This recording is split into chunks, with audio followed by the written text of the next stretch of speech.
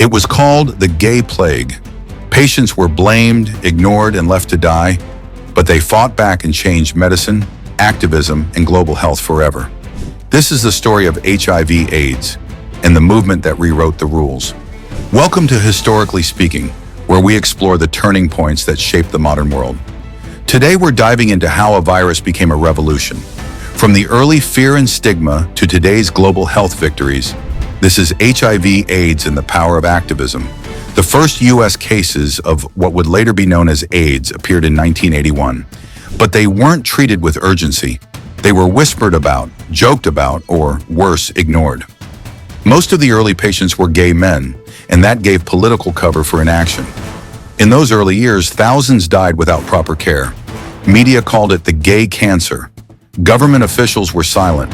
Medical systems were unprepared. But silence met resistance. In 1987, activists formed ACTUP, the AIDS Coalition to Unleash Power. Their slogan? Silence equals death. Their mission? Force the world to care. They staged protests at the FDA, demanded faster drug approvals, and called out drug companies for prioritizing profits over people.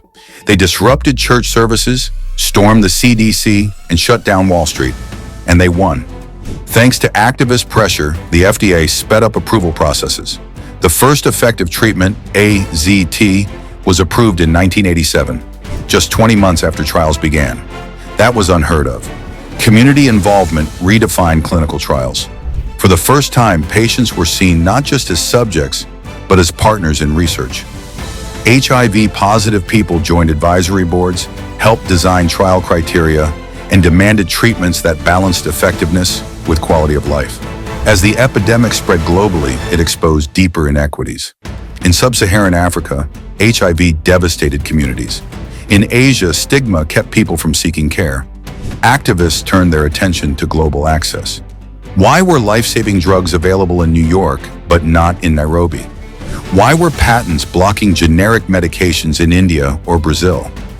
Groups like the Treatment Action Campaign in South Africa and Doctors Without Borders helped pressure pharmaceutical companies and governments to allow cheaper generic drugs.